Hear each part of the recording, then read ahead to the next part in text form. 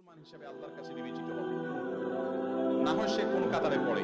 ইচ্ছাকৃত নামাজ ত্যাগ করলে ঈমান থাকবে কিনা, জীবিত অবস্থায় সন্তান মা বাবার খেদমত না করে মরে যাওয়ার পর সন্তান তাদের নাজাতের উদ্দেশ্যে বিভিন্ন রকম দান খয়রাত করলে তাদের নাজাতের ব্যবস্থা হবে কিনা, স্ত্রীর উপরে স্বামীর দায়িত্ব কর্তব্য সম্পর্কে বলুন, সন্তানকে আরবি শিক্ষা দানে বাবা মার দায়িত্ব জবাবদিহিতা সম্পর্কে বলুন, ইমাম মাহদির আগমন সম্পর্কে ইদানিং কিছু সুনির্দিষ্ট কথা শোনা যায়, এই সম্পর্কে বিস্তারিত কথার ভিত্তি কি, যাকাতের মাসারিফ সম্পর্কে বলুন, যাকাতের মাসারিফ মানে যাকাতের খাত, কাদেরকে যাকাত দেওয়া যাবে, যে সমাজে সুদের ব্যাপক লেনদেন হয় সে সমাজের ভবিষ্যৎ পরিণতি কি হতে পারে, মহিলাদের বাড়িতে বাড়িতে গিয়ে তালিম করা ইসলামী শরীয়তে জায়েজ আছে কিনা,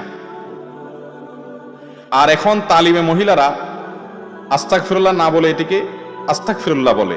কোন মুসল্লি যখন দেখেন ফজরের জামাত শুরু হয়ে গেছে তখন কি ওই মুসল্লি জামাত ধরবেন নাকি সুন্নাত 2 রাকাত আদায় করবেন? চায়ের দোকানে বসে মজা করতে গিয়ে গীবত করা এবং সুদের বিষয়ে ব্যাখ্যা করুন। ঈমান নিয়ে সহজে কিভাবে মৃত্যুবরণ করতে পারে সে সম্পর্কে একটু জানানো হোক। বিয়ের ক্ষেত্রে ইসলামী শরিয়ার অনুযায়ী নফসের বিরুদ্ধে জিহাদি কি কোরআনে বর্ণিত জিহাদ হিসাবে? ছেলেদের জন্য রং ব্যবহার করা হারাম, সেক্ষেত্রে বিভিন্ন ফেয়ারনেস ক্রিম ব্যবহার করা যাবে কিনা? বাড়ি বা ঘর তোলার সময় উত্তরমুখী করলে অমঙ্গল হয়, শরীয়তে এর বিধান কি? এরপরে প্রশ্ন, মধ্যস্থতাকারী কোনো ব্যক্তিকে অন্যের দোকানের পণ্য কেনা ক্রেতার নিকট বিক্রয় করতে সহযোগিতা করলে ওই ক্রেতাকে না জানিয়ে বিক্রেতা থেকে কিছু লভ্যাংশ গ্রহণ করলে তা জায়েজ হবে কিনা? দেখুন, দালালি যেটাকে আমরা সহজ বাংলায় বলি, ভাবির সাথে দেবরের পর্দার ব্যাপারে আপনার মূল্যবান নসিহত ইসলামের আলোকে তুলে ধরার অনুরোধ। মৃত ব্যক্তির জন্য 3, 4, 10, 40 অথবা 40 খাওয়া জায়েজ আছে কিনা? যাকাত কি রমজান মাস ছাড়া বছরে ছুটে যাওয়া নামাজের ক্ষেত্রে যে রাকাত আমি উপস্থিত হব সেটা আমার জন্য কততম রাকাত হিসেবে গণ্য হবে? অনেক মুসলিমরা প্রসাবের পর ঢিলা ব্যবহারের সময় একটু হাঁটাহাঁটি করে কাশি দেয়, শরীরের দৃষ্টিতে কতটুকু যুক্তিযুক্ত? স্বামীর মৃত্যুর পর স্ত্রীর করণীয় কি তার নাজাতের জন্য এবং কি আমল করলে তার কবরে পৌঁছাবে? নামাজের মধ্যে কেরাতের সময় কোনো আয়াতের মাঝখান পর্যন্ত পড়ে ভুলে গেলে রুকুতে গেলে সাজদা না দিলে নামাজ হবে কিনা? মহিলাদের ইমামতি করা জায়েজ আছে? দীর্ঘ সময় বিমান ভ্রমণের ক্ষেত্রে নামাজের সময়সূচি কিভাবে বুঝবো, যেহেতু তখন সময় আমি জেনা করেছি, দীর্ঘ সময় সুদ ঘুষ খেয়েছি, পরের হক টাকা ও জমি জমা দখল করে খাই, মা বাবার মনে কষ্ট দিয়েছি, এখন ওনারা উভয় মৃত, বর্তমানে আমি অনুতপ্ত, আমি কি ক্ষমা পাবো? এত বড় গুনাহ মাপের জন্য সহজ কোনো উপায় আছে কিনা? এরপরে প্রশ্ন, একজন আলেম সুদের অর্থ দিয়ে জমি কেনার পর যুক্তি দেখাচ্ছে এগুলো তিনি দুনিয়ার জন্য করেন না, আখিরাতের জন্য করেন, তো উনি ইবাদত করছেন, এতে সমস্যা কোথায়? ওনাকে কিভাবে বুঝাবো, দয়া করে পরামর্শ দেন। মৃত ব্যক্তির জন্য তার সামনে বসে কোরআন তেলাওয়াত করলে কি মৃত ব্যক্তির কোনো সওয়াব হয়? চেয়ারে বসে নামাজের হুকুম কি? আলেমকে গালি দানকারী ব্যক্তিকে ইসলাম কি বলে? আর রহমান আর রহিম। একটা প্রশ্ন আসছে, আল্লাহর আইন কতটুকু মানলে একজন মানুষ মুসলমান হিসেবে আল্লাহর কাছে বিবেচিত হবে, না হয় সে কোন কাতারে পড়ে? ইচ্ছাকৃত ফরজ নামাজ ত্যাগ করলে ঈমান থাকবে কি না? প্রথম প্রশ্নের উত্তর, আল্লাহর আইন কতটুকু মানলে সে মুসলমান হিসেবে বিবেচিত হবে? প্রিয় ভাইরা আমার, কোরআনে আল্লাহ বলেছেন উদখুলু ফিস সিলমি কাফা, তোমরা ইসলামে দাখিল হও 50%। কতটুকু? পরিপূর্ণ রূপে 100%। ইসলামে পরিপূর্ণ রূপে দাখিল না হলে কেউ মুসলমান হওয়ার সুযোগ নাই। ইসলাম বলা হয় ইস্তিসলামকে, গর্দান নেহাদান বাতাআত ফার্সিতে বলা হয়, অর্থাৎ সারেন্ডার করা, আত্মসমর্পণ করা, এটাই হলো ইসলাম। ভাইরা আমার, এই আত্মসমর্পণটা হবে তখন যখন আপনি আপনার মালিক আল্লাহ রাব্বুল আলামিনের সকল আদেশ নিষেধের সামনে আপনাকে সমর্পণ করে দিবেন, তখনই আপনি মুসলমান হবেন। আপনি যদি বলেন না আমি সমর্পণ একটু হয়েছি বাকিটুকু হই নাই, তাহলে মুসলমান হওয়ার কোনো সুযোগ নেই। বিভিন্ন সময় প্রশাসন অপরাধীদের আত্মসমর্পণের বিভিন্ন অনুষ্ঠান করে থাকে না? কোন অপরাধে যদি অস্ত্র একটা জমা দিয়ে আরেকটা এক হাতে রেখে পিছনে লুকায় রাখে, এর আত্মসমর্পণ গ্রহণযোগ্য হবে? তাকে ধরে জেলে পাঠাবে না, শাস্তির জন্য শাস্তির বিচারে মুখোমুখি করা হবে না? ঠিক তেমনি ভাবে আল্লাহর আইন, আল্লাহর আদেশ নিষেধ কিছু মন মতো হয়, ভালো লাগে সেগুলো মানি, যেটা মনের বিরুদ্ধে যায়, নিজের বিরুদ্ধে যায়, সেটা আর মানি না। এই লোক কখনো মুসলমান হতে পারে না। দড়ি মাছ নাচুই পানি টাইপের ইসলাম কখনো আল্লাহর কাছে গ্রহণযোগ্য নয়। পরিপূর্ণরূপে ইসলামে দাখিল হতে হবে। মনে রাখবেন, এই কথা আবার অনেকে ভুল বুঝেন যে শতভাগ মুসলমান কি কেউ হতে পারে? আমরা সবাই তো ভুল ত্রুটি করি। দেখুন, একটা হলো বিশ্বাসগত আর একটা হলো কর্মগত। বিশ্বাসের দিক থেকে 100% আপনাকে আল্লাহ তাআলার বিধিবিধানকে, আদেশ নিষেধকে আপনার জন্য একমাত্র এবং একমাত্র উপযোগী মনে করতে হবে, এটা হলো বিশ্বাস।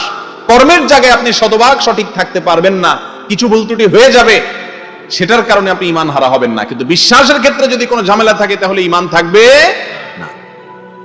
অতএব অনেক লোক আছে আমাদের সমাজে, দেখবেন বলে যে ইসলামের সব আমার ভালো লাগে কিন্তু এই জিনিসটা আমার ভালো লাগে না। আছে না নাই? ইসলামের সব মানি আমি কিন্তু এটা মানি না। নিজের বিরুদ্ধে, দলের বিরুদ্ধে, গোষ্ঠীর বিরুদ্ধে যখন যাবে তখন এটার অপব্যাখ্যা করে ঘুরে এগারা সেটাকে নিজের পক্ষে আনার চেষ্টা করি। আছে না নাই? এরকম যদি হয় তাহলে ভাইরা আমার কখনো পরিপূর্ণ মুসলমান হওয়া যাবে। আপনি কার্যক্ষেত্রে পরিপূর্ণ মানতে না পারেন, আত্মসমর্পণ পরিপূর্ণ করতে হবে। বাংলাদেশ রাষ্ট্রের সংবিধান যদি কেউ না মানে, অবমাননা করে, অসম্মান করে, রাষ্ট্রকে অস্বীকার করে, রাষ্ট্রের চোখে, আইনের চোখে সে রাষ্ট্রদ্রোহী। ঠিক না ঠিক? কিন্তু যদি বাংলাদেশ রাষ্ট্রের আইন লঙ্ঘন করে, অর্থাৎ একটা আইন বিরোধী কাজ করলো সে, তাহলে একজন সাধারণ অপরাধী, তার শাস্তি হতে পারে, মাফও হতে পারে, সামান্য সময় শাস্তি হয়ে আবার ক্ষমাও পাইতে পারে বা বের হয়ে আসতে পারে। ঠিক না ঠিক? সাধারণ আল্লাহর কোনো আদেশ নিষেধ লঙ্ঘন করলেন, আপনি সাধারণ গুনাহগার, কিন্তু ইসলামের কোনো বিষয় নিয়ে প্রশ্ন তুললেন, মানলেন না, মনমতো হলো না, তখন এবার অপব্যাখ্যা শুরু করে দিলেন, ঈমান নিয়ে টানাটানি দেখা যাবে, খবরদার। আমি বললাম না একটু আগেই, ফিতনার যুগ চলছে, চতুর্দিক থেকে ফিতনার ঝড় আসছে, কোন ঝড়ে কতজন ঝরে যাচ্ছে কেউ খবরও রাখে। নামাজ পড়তেছে, রোজা রাখতেছে, হজ করতেছে, যাকাত দিচ্ছে, টুপি মাথা দিচ্ছে, ওয়াজ শুনতে আসছে, কিন্তু বেঈমান হয়ে গেছে আল্লাহর আইনকে, আল্লাহর বিধানকে অস্বীকার করে। আল্লাহ তাআলা আমাদেরকে পূর্ণাঙ্গ আত্মসমর্পণ করার তৌফিক নসিব করুন। দ্বিতীয় প্রশ্ন করেছেন, ইচ্ছাকৃত নামাজ ত্যাগ করলে ঈমান থাকবে কিনা। দেখুন, ইচ্ছাকৃত জেনে শুনে ঠান্ডা মাথা যদি কেউ নামাজ না পড়ে, এই ব্যক্তি মুসলমান থাকবে নাকি কাফের হয়ে যাবে, এই নিয়ে ইমামগণের মধ্যে মতপার্থক্য আছে। অনেক ইমামদের মতে ইচ্ছাকৃত নামাজ ত্যাগ করলে সে কাফের হয়ে যায়, কারণ রাসূল করিম সাল্লাল্লাহু আলাইহি সাল্লাম বলেছেন, বাইনার রাজুলি ওয়াশ শিরকি ওয়াল কুফরি তারকুস সালাহ। একজন মানুষের সাথে শিরিক এবং কুফরের পার্থক্য হলো নামাজ ত্যাগ। মান তারাকাস সালাতা মুতাআম্মিদান ফাকাদ কাফারা। যে ব্যক্তি ইচ্ছাকৃত নামাজ ত্যাগ করলো সে কুফরি করলো বা কাফের হলো। দুটো অর্থ হতে পারে। তো এই সমস্ত হাদিসের ভিত্তিতে কোরআনে কারিমে আল্লাহ তাআলা বলেছেন, ফাইন তাবু ওয়া আকামুস সালাহ ওয়া আতুজ যাকাত ফা ইখওয়ানুকুম ফিদ্দীন। তারা যদি নামাজ পড়ে তাহলে তোমার ধর্মের ভাই। তাহলে এই সমস্ত আয়াত হাদিস থেকে বোঝা গেল যে ইচ্ছাকৃত নামাজ পড়ে না, সালাত ত্যাগ করে সে মুসলমান না। আমার কথা কি বুঝতে পারছেন? এটা অনেক ইমামদের মত। এসব ইমামদের মতে যদি স্বামী নামাজি হয়, স্ত্রী বেনামাজি হয়, অথবা স্ত্রী নামাজি হয়, স্বামী বেনামাজি হয়, তাহলে তাদের মধ্যে বিবাহ বন্ধন থাকবে না, তাদের বিবাহ বৈধ হবে না, তাদের সম্পর্ক ছিন্ন হয়ে যাবে। ডেঞ্জারাস কথাবার্তা। মুসলমানদের কবরে তাদেরকে দাফন করা যাবে না, তাদের জানাজা পড়া যাবে না বেনামাজির। কথা কি বুঝতে পারতেছেন? এটা হলো অনেক ইমামদের মত। ইমাম আজম আবু হানিফা রহমতুল্লাহ আলাইহির মত হলো, যদি কেউ নামাজ না পড়ে আর তার মনের ভিতরে অপরাধ বোধ থাকে, অপরাধ বোধ বুঝেন তো কি, সে বলতেছে যে আসলে নামাজ তো পড়ি না কিন্তু পড়া উচিত, এটা অন্যায়, আসলে দোয়া করেন শুরু করব, আসলে ঠিক হচ্ছে না, তার ভিতরে একটা ভয় কাজ করে, স্বীকার করে সে, এরকম যদি হয়, ইমাম আজম আবু হানিফা রাহমাতুল্লাহ বলেন সে কাফের হবে না, যেহেতু আল্লাহর প্রতি বিশ্বাসটা তার আছে, সে ফাসিক। আর আবু হানিফা রাহমাতুল্লাহ আলাইহির এই মতের কারণে বহু বেনামাজি বাইচে গেল আর কি। কথা কি বুঝতে পারছেন? প্রিয় ভাইরা আমার, রাসূল সাল্লাল্লাহু আলাইহি সাল্লামের যুগে যারা মসজিদে না আসতো, সাহাবীরা তাদেরকে মুসলমান মনে করতেন না।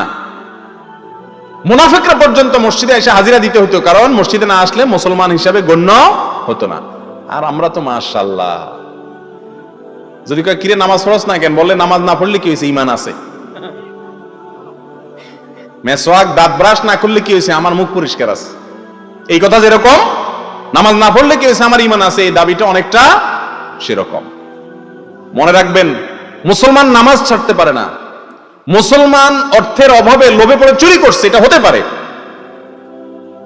মুসলমান শয়তানের পালায় পড়ে জিনা করে ফেলেছে, হতে পারে। ঠান্ডা মাথায় মুসলমান নামাজ ত্যাগ করতে পারে না। আল্লাহ রাব্বুল আলামিন আমাদের সবাইকে নামাজ কায়েমকারী মুসলমান হওয়ার তৌফিক নসিব করুন। আরব আলেমদের ফতোয়া হলো, বিশেষ করে সৌদি আরবের ওলামা একরামের ফতোয়া হলো, নামাজ ত্যাগকারী কাফের, মুসলমান না। এই জন্য সৌদি আরবের ছোকরা ছোকরা পোলাপাইন, যুবক পোলাপাইনকেও দেখা যায়, যারা প্রবাসে আছেন তারা জানেন যে আকাম কুকাম যাই করুক না করুক, নামাজের রক্ত হলে দৌড়ায় মসজিদে আইসা হাজির এটা দিয়া যায় ইমান রাখে। আর আমাদের ইমান তো ভাঙে টাঙে না, বাঙালির ইমান ওই ছোটবেলা লা ইলাহা ইল্লাল্লাহ পড়ে থুইছে, আর মরা পর্যন্ত কত আকাম কুকাম, কিসের নামাজ তো নামাজ, আরো কত কিছু, আল্লাহর কত আয়াত, কত আদেশ, কত নিষেধে লঙ্ঘন করে, অমান্য করে, অস্বীকার করে, ডিনাই করে, এরপরে আবার দাবি করে বলে মুসলমান আমি। ঠিক না বে ঠিক? মরার পরে টেলা বোঝা যাবে। আল্লাহ তাআলা আমাদেরকে সংশোধন হওয়ার তৌফিক নসিব করুন। জীবিত অবস্থায় সন্তান মা বাবার খেদমত না করে মরে যাওয়ার পর সন্তান তাদের নাজাতের উদ্দেশ্যে বিভিন্ন রকম দান খয়রাত করলে তাদের নাজাতের ব্যবস্থা হবে কি না, খুবই গুরুত্বপূর্ণ এবং জীবন ঘনিষ্ঠ একটি প্রশ্ন। ভাইরা আমার, অনেক ভাই বোন আছেন জীবদ্দশায় মা বাবার খেদমত করতে পারেন নাই, মরার পরে বুঝছেন মা বাবা কি জিনিস। বাবা কত বড় বটগাছ, মা কত বড় আপন। যখন আপনি বাপ মা হইছেন, আপনার আল্লাহ সন্তান সন্ততি দিচ্ছে, তখন হয়তো বুঝছেন, কিন্তু ততদিনে মা বাবা হারিয়ে ফেলেছেন। আছে না না এরকম লোকজন? এই লোকগুলো কি করবে? মা বাবার হক নষ্ট করেছেন, অধিকার নষ্ট করেছেন, যথাযথভাবে তাদের সেবা করতে পারেননি, তাদের আনুগত্য করতে পারেননি। তাদের করণীয় সম্পর্কে একবার প্রিয় নবী সাল্লাল্লাহু আলাইহি সাল্লামকে একজন ব্যক্তি ঠিক এইরকম একটা প্রশ্ন করেছেন, ইয়া রাসূলুল্লাহ আমার কি করার আছে? তখন নবী সাল্লাল্লাহু আলাইহি সাল্লাম কিছু ফর্মুলা বাতলেছেন, আমি সেগুলোই আপনাদের সঙ্গে শেয়ার করব। তার মধ্যে এক নম্বর হলো বাবার জন্য মায়ের জন্য আল্লাহর কাছে চোখের পানি ফেলে ফেলে দোয়া করবেন। সবসময় আল্লাহর কাছে কি করবেন? দোয়া করবেন। দোয়া করা এক জিনিস, দোয়া করানো আরেক জিনিস, দুই জিনিস কিন্তু। একটা দোয়া করা, আরেকটা দোয়া করাইতে পয়সা লাগে, করতে পয়সা লাগে না। ঠিক না বে ঠিক? দোয়া করাইতে পয়সা লাগে না, হুজুরের টাকা দেন লাগে, জিলাপি কিনন লাগে, কত রকমের খরচ খরচা আছে না? করাইতে বাজেট লাগে, কিন্তু করতে বাজেট। কোরআন এবং হাদিসে আমি কোথাও পড়ে পাই নাই যে দোয়া করানোর কোন সিস্টেম আছে। মৃত মানুষের জন্য দোয়া করাই আমরা, তাই না? সবাই দোয়া করাই। এখানে আলেম ওলামারা আছেন, ওনারা বলবেন যদি আমি ভুল বলে থাকি। কোরআন এবং হাদিসে কোথাও আমি পাই নাই কোন মৃত মানুষের জন্য দোয়া করাইতে হয়, তবে এটা পাইছি দোয়া করতে হয়। করাটা নিজে হয়, আর করানোটা অন্যকে পয়সা দিয়া ভাড়া রেখা করাইতে হয়। হ্যাঁ, তৃতীয় আরেকটা জিনিস আছে, দোয়া চাওয়া। এটা সুন্নাত দ্বারা সাবেত। চাওয়াটা কি? হুজুর আপনি আমার মার জন্য একটু দোয়া করিয়েন, চাচা যান আপনি আমার মার জন্য একটু দোয়া করিয়েন। এইভাবে মানুষের কাছে দোয়া চাওয়া যায়, কিন্তু টাকা দিয়া ভাড়া করে দোয়া করানো যায় না মৃত মানুষের জন্য। কিন্তু আমরা করি না? করি না? সবাই করি। কেউ যদি জীবদ্দশায় মা বাবার খেদমত করতে না পারেন, এখন আপনার অনুশোচনা হচ্ছে, আপনার এক নম্বর কাজ হলো একান্তে একটু হাত তুলে মালিকের কাছে চোখের পানি ছেড়ে দিয়ে বলেন, আল্লাহ আমার মা বাবা তারা জীবনে যত ভুল ত্রুটি করছে, আল্লাহ আপনি মাফ করে দেন। এখন আর আমি তাদের কোনো উপকার করতে পারবো না, আপনার কাছে চলে গেছে। আল্লাহ আপনি তাদেরকে মাফ করে দিয়ে আপনি জান্নাতবাসী কবুল করুন। আপনি দোয়া করবেন। মায়ের পেঁচ আল্লাহ দোয়া হুজুর জানে, আপনি জানেন না, কিন্তু আল্লাহ মায়ের পেঁচ দেখেন, আপনা দেখে, আল্লাহ দেখে অন্তরের ব্যথাটা। কথা কি বুঝাতে পারছেন? অনেক মানুষ আছে বলে যে আমার কথা কি আল্লাহ শুনবে, আমি কি দোয়া করবো, আর এই জন্য টাকা দিয়ে হুজুর রাখে দোয়া করার জন্য। ঠিক না বে ঠিক? ও ভাই, যে বোবা, কথাই বলতে জানে না, আমার মালিক তারও দোয়া শুনেন, কারণ অন্তরের খবর আল্লাহ তাআলা জানেন। আপনি আমাকে যত পয়সা দিয়ে বলেন হুজুর আমার মার জন্য দোয়া করেন, বাবার জন্য দোয়া করেন, আমি দোয়া করব ঠিক আছে, কিন্তু আপনার অন্তরের ব্যথা আপনার বাবা মার জন্য যেটা আসবে, পৃথিবীর কোন হুজুরের সেই ব্যথা আসবে কোনোদিন? এই জন্য নিজেরটা নিজে দোয়া করবেন, আর ওলামাদের কাছে দোয়া চাইবেন। দোয়া চাইবেন, হাদিয়া তোহফা দিবেন, দোয়ার বিনিময়ে না, এমনি হাদিয়া তোহফা দিবেন। কথা কি বুঝাতে পারছি? একটু দোয়া করে হাদিয়া দেবে, এগুলো ছোট লোকই। ওলামাদের সামনে খেদমতে হাজির হবেন, হাদিয়া দিবেন আগে পরে, দোয়ার সাথে কোনো সম্পর্কে এমনি দোয়া চাইবেন। এরপরে প্রশ্ন হলো স্ত্রীর উপরে স্বামীর দায়িত্ব কর্তব্য সম্পর্কে বলুন। খুব গুরুত্বপূর্ণ একটি প্রশ্ন। আমাদের দেশে স্বামীর প্রতি স্ত্রীর কর্তব্য কি, এই ওয়াজে শুধু বেশিরভাগ শোনা হয়। ঠিক না ঠিক?